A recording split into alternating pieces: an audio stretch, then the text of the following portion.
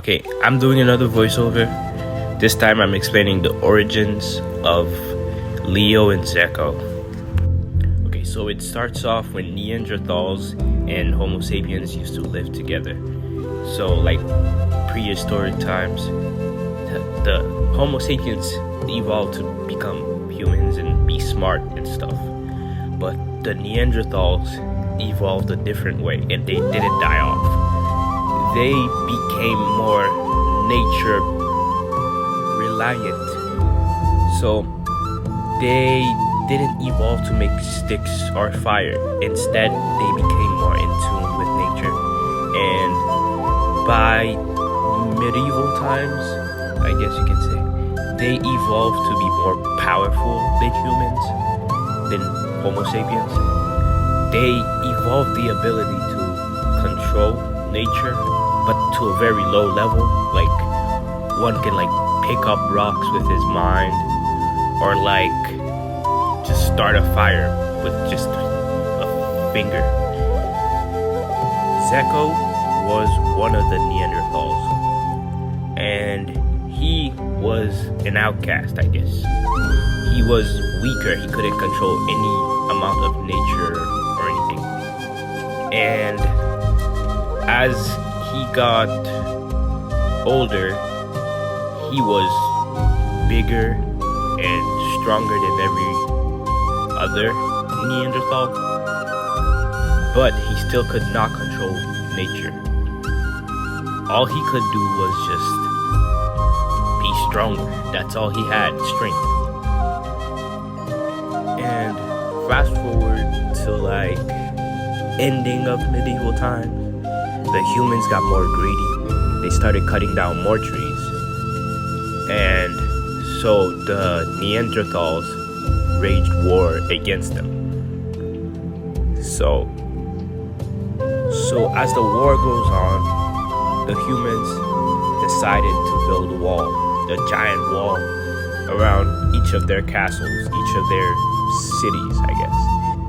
So on a random day, Zeko was walking around and he just stumbles upon a small human village outside of a castle, and he goes to, I guess, terrorize the place.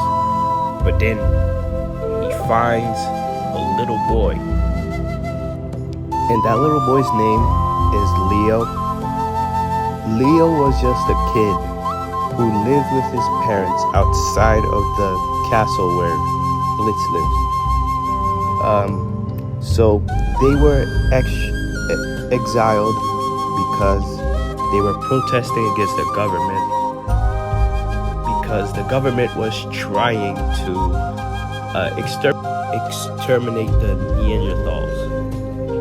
And so the government sent them to live with the Neanderthals.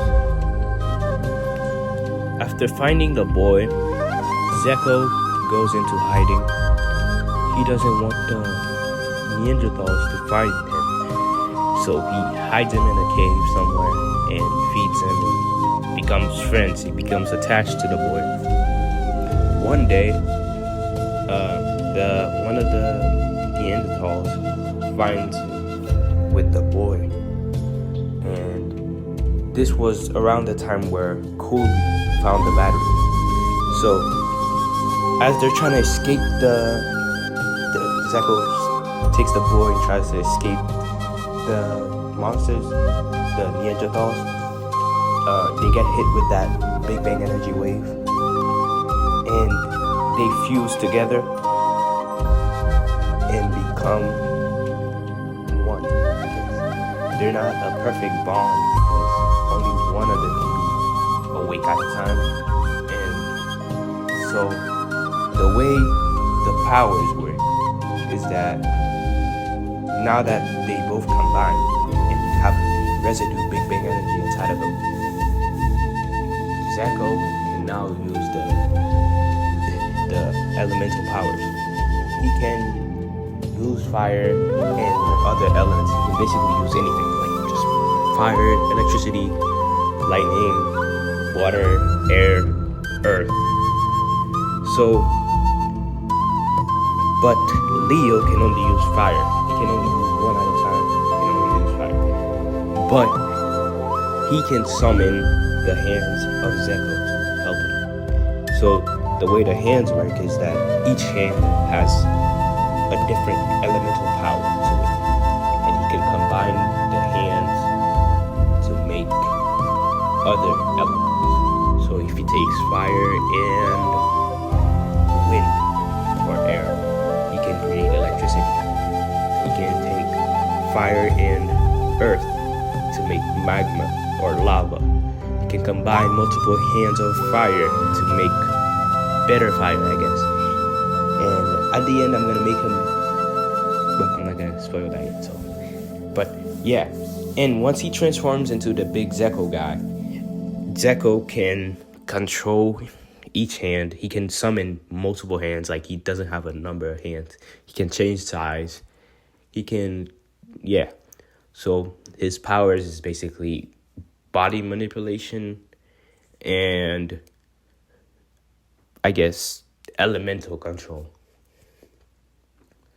And yeah, that's it. I also forgot to mention that because they fuse together, the Zeko monsters, the Neanderthals, don't have faces.